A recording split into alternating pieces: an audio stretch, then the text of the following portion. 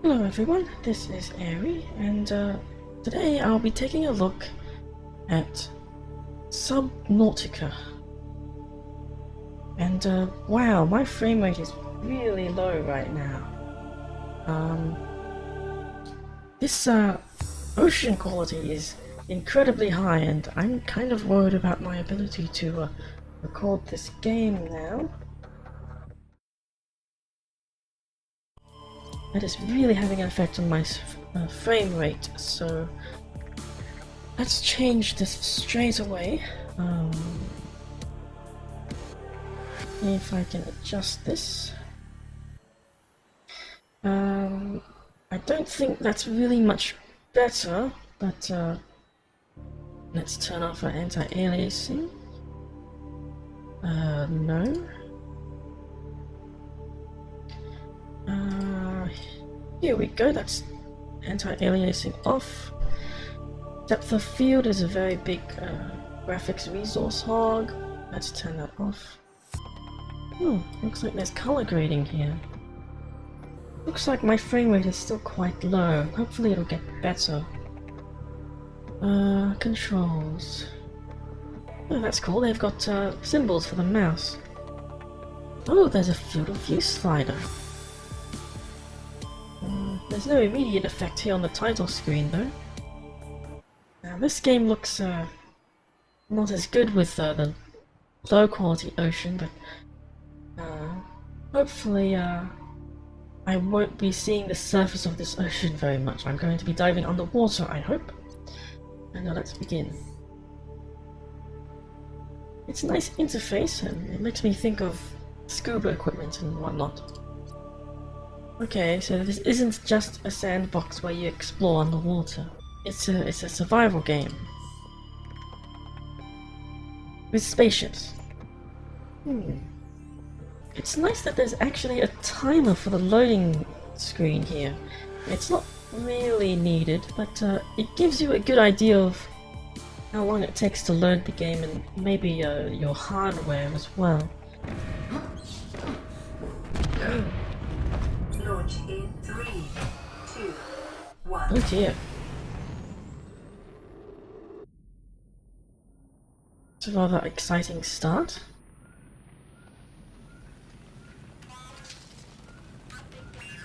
Okay, now I have control. So that cinematic there, I could actually see my neck a little bit right at the base there. But now my body is moved back a fair bit, so I can't see it.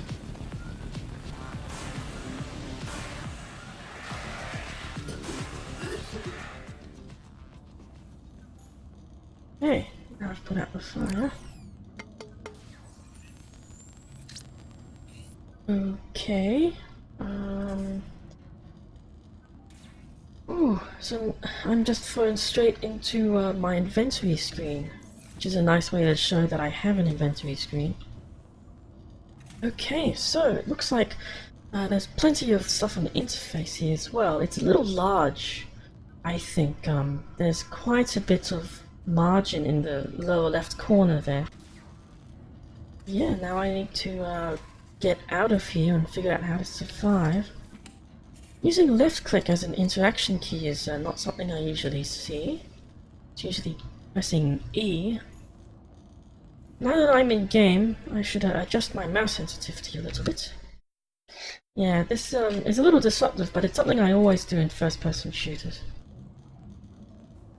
So, knowing nothing about the game, my original belief was that this was similar to Endless Ocean on the Wii. It was just a sandbox where you dived underwater. But, yeah, apparently this is actually a survival game under the ocean. This is a nice interface here. It switched to my mouse quite quickly.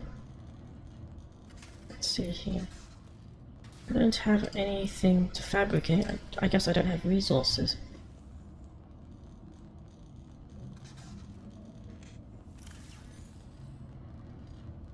Oh, that's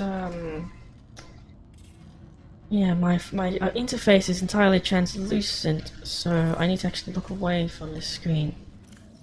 scroll wheel works, and this interface seems a little bloated, but I guess it is a little evocative of, you know, mobile phone interfaces. I have no idea what these indicators are. I can kind of guess by their colors that this is like health, food, and water. Maybe. A symbol would have been nice, but okay, I can't exit by pressing escape. Oh, actually, is this... This doesn't pause the game, does it? The effects are still going. Okay, so enough messing around here. Let's take a look at what's actually outside.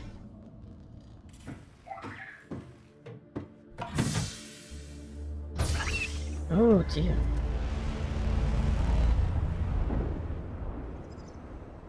Well, that doesn't look good. The Aurora suffered orbital hull failure. Cause unknown. 0 human life signs detected. That's really not good. The subtitles are kind of large as well. Oh wow, and my frame rate is completely fine now. And yeah, the reflections here aren't in high resolution because of the resolution and triangle count of the ocean, but this is significantly better than the title screen. I think the title screen went a little overboard. So let's try increasing the water quality again and see what happens. And again, my frame rate is totally fine. Very smooth. So that wasn't really a good start there. Let's see.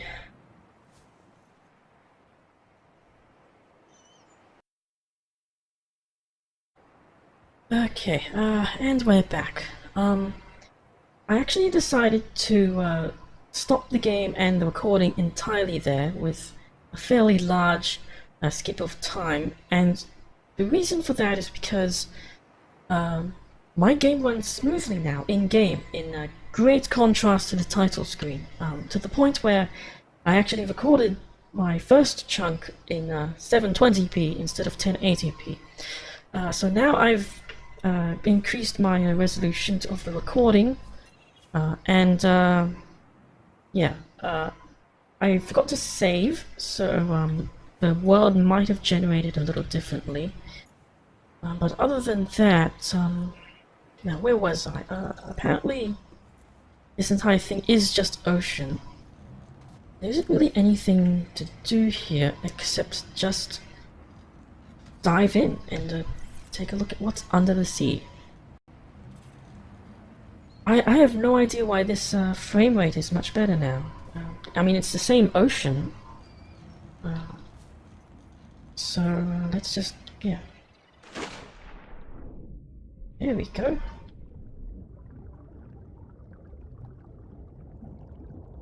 Oh, that is a very weird edge screen effect. It's nice and immersive, but I'm not sure if I really need that. Let's see, let's pick up some items here. It's nice that I'm using left click to interact. It's not standard, but yeah. It definitely makes things a little bit smoother.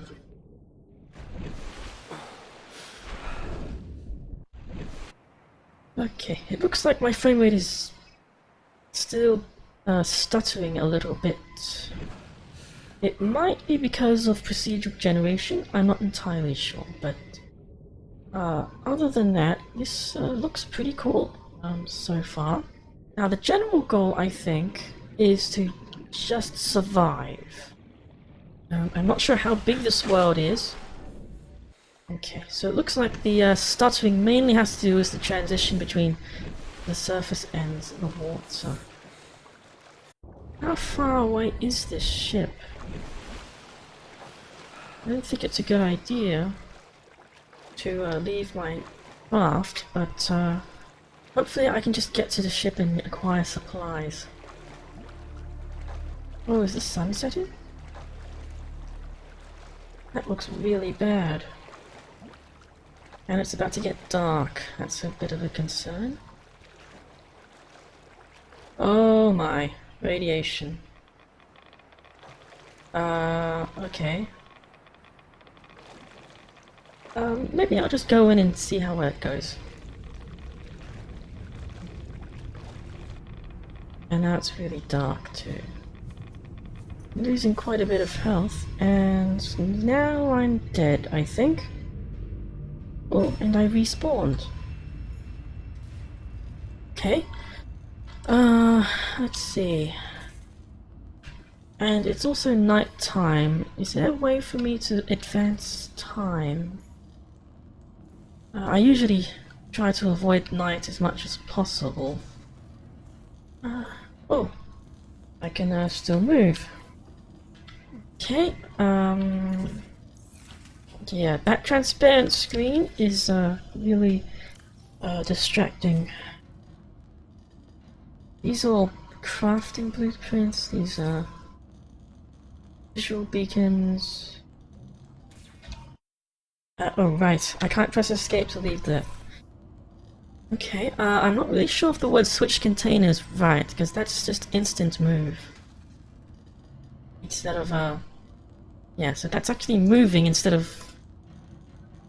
Oh, it's a little weird. Oh right, again, I'm forgetting the whole tab escape thing, okay. Oh, that planet is moving quite fast. I wonder how fast time is actually moving. Okay, I have a ton of supplies over there. I'm definitely sure that there are supplies over there, but there's radiation. I really wish there was a way to advance time. So, as a survival game, I guess I just need a ton of basic materials first. All of this is grayed out. I'm really liking the interface here, by the way. Oh, that text is tiny. There's actually a percentage indicator there. So I have theoretically infinite medkits. And it's just fabricating infinitely. Okay, so night came by rather quickly. But it looks like the sun is rising again. I guess the only thing I can do now is just try to gather everything I can. There's no tutorial pop-ups. Yeah, there aren't any tutorial pop-ups. I don't know how to put an item away. Actually, let's just review the controls just a tad. And I think this pause interface is larger than the one on the title screen. That's a little bit strange. Detecting increased local radiation levels. Trend is That would have been useful 5 minutes ago when I decided to head straight for the ship. If I have a lot of buildable items, this interface might be too large. There is a lot of stuff here, and there aren't any filtering options either. They don't appear to be. It'd be nice if I could compact this. Okay, again, that's muscle memory there. And yeah, there's definitely a small spike in my frame rate every single time I transition from the surface to underwater.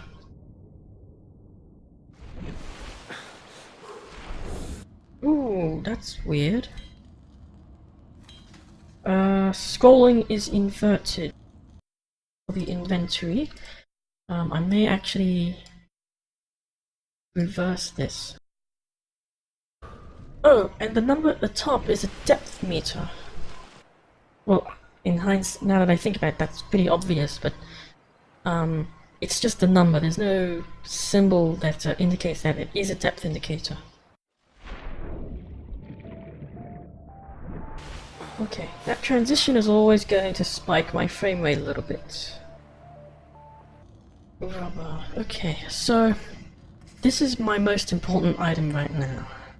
A repair tool and a knife. And yeah, let's try to look for a source of silicone, even though I'm not really sure how I can acquire it. Titanium from limestone is a bit unusual. Oh, big creature over there. I'm gonna stay away from that now. the day is unusually long. I guess it's nice for the night to be short. But...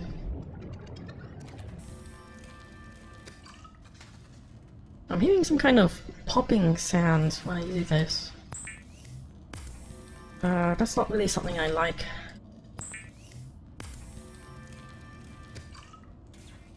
I think this nighttime is a little short, which makes things a little easier, but the fact that I can't skip it is still a thing. Okay, I need to find that. Okay, it's a shame that there's no time of day indicator, there's no clock or anything like that. That would be a little helpful, because the only thing I can do now is just wait for the sun to go up. So I'm probably just gonna sit here do nothing for a while. I really need that visibility. I mean, I guess I could review what I have. Food is relatively easy, but in order to survive, the first thing I usually need is a knife and something to repair this stuff here. Food and water seem to be easy to deal with. I suppose it's possible for me to gather items if they glow. Yeah, diving at night would be very dangerous. I'm only really doing this because I don't want to wait for the entire night. Is that a volumetric cloud? The horizon doesn't seem completely straight. I think that is a cloud of some sort. I have no idea what to do now because I can't find one of the basic materials here. If this is procedurally generated, then it may just be a bad seed. I mean, it's possible that I'm just not identifying it. Creep fine. Aha! Here we go. Now, I really don't really like that sound. It makes me think my headphones are popping or something like that. Oh, it can't draw from my storage container. Caution. Contamination. Okay, so apparently I'm on a time limit. I need to get away from this ship. Okay, so that's a little tedious. I can't draw from my storage container. But I have a knife now. So, what can I do with this repair tool? Lifeboat secondary systems. Excellent. Running full environment diagnostic and outputting results to databank. Oh, bacteria levels high. I've been swimming in that. Okay, so I've been in game for about an hour. So, let's try reviewing this. I came in with the assumption that this was just an underwater exploration game. And to a certain extent that's true. There's a game mode which is just underwater exploration, similar to Endless Ocean on the Nintendo Wii. But in actual fact this is a survival game, which I really did not expect at all. I'm pretty sure everything here is procedurally generated. And the thing about this genre is that it's not something I play very often. Partly because it's a really huge time sink, and also because there aren't any clear goals aside from survival. You kind of need to set your own. The world is beautiful. There's a really huge emphasis on water here, obviously. That said, my first impression was not very impressive, and that's because the title screen really had an effect on my frame rate for some reason. It had a really high quality ocean, and I actually had to mess with my settings a little bit, and I was actually concerned about recording this. But now that I'm in game, everything is fine. My assumption from the title screen was obviously wrong, but it didn't really shine that well on the game. There's obviously a fairly slow pace here for your first time through. There aren't a lot of instructions, and you kind of have to wander around a little bit before you start getting hints. There's a PDA here with a voice AI that talks to you and stuff, which do give you directions as soon as you find new items.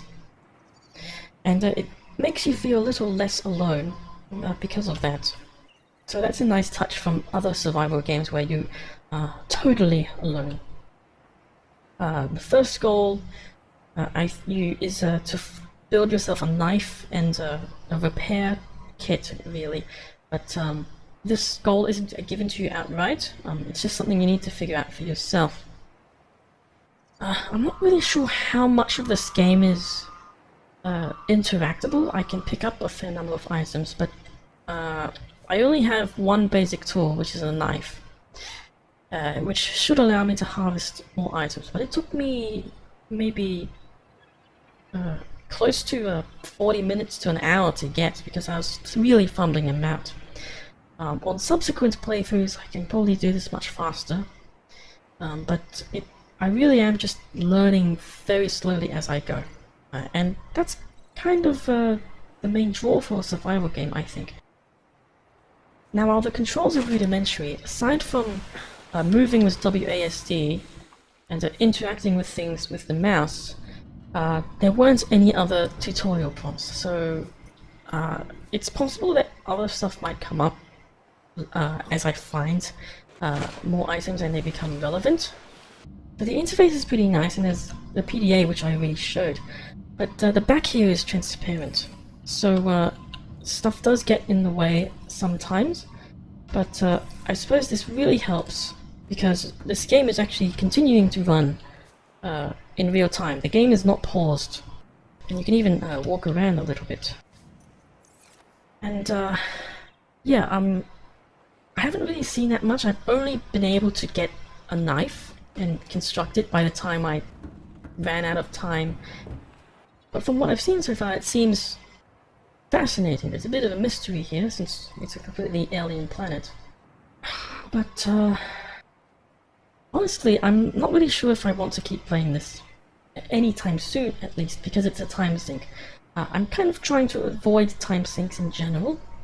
So this isn't a dig on the game itself, it's just a personal preference thing. And yeah, I think that's it. Isn't really much more to say. It's a pretty fascinating setting, it's beautiful, and it's a survival game which I'm sure will appeal to a lot of people. And yeah, I think that's it, so until next time.